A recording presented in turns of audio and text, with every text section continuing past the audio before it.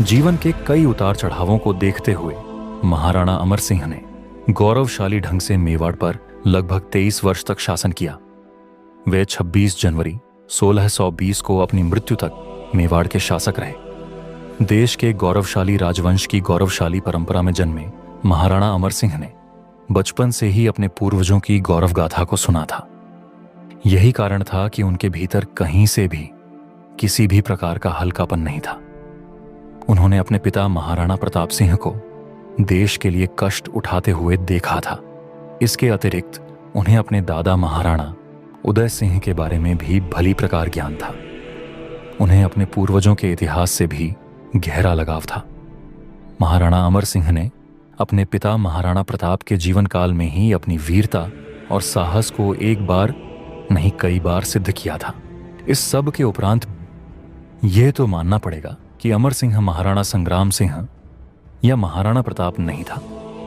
ऐसे में मुगलों को किसी भी प्रकार की भ्रांति में नहीं रहना चाहिए और उन्हें समझ लेना चाहिए कि महाराणा प्रताप उनके पुत्र अमर सिंह के रूप में आज भी एक चुनौती के रूप में जीवित है।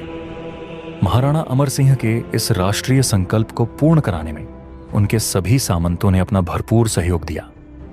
अमर सिंह ने अपने सभी सामंतों को साथ लेकर मुगल शासक अकबर और उसके पश्चात जहांगीर को सीधी चुनौती दी थी।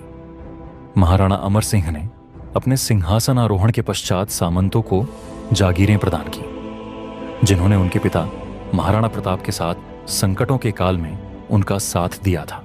इस प्रकार महाराणा अपने सभी देशभक्त साथियों को साथ लेकर शांतिपूर्वक शासन करने लगे। उनके परिवार में या राजमहल में किसी प्रकार का विद्रोहपूर्ण वातावरण नहीं था, जबकि उधर मुगलों के दरबार में सत्ता षड्यंत्र उस समय अपने चरम पर थे।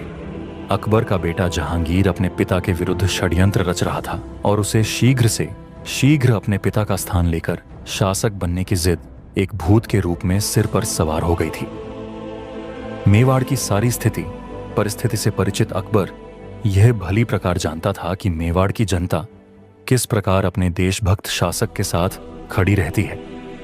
यही कारण था कि पहले से ही घावों को सहलाता हुआ अकबर महाराणा अमर सिंह के शासनकाल में भी मेवाड़ पर आक्रमण करने के बारे में सोच नहीं पाया था।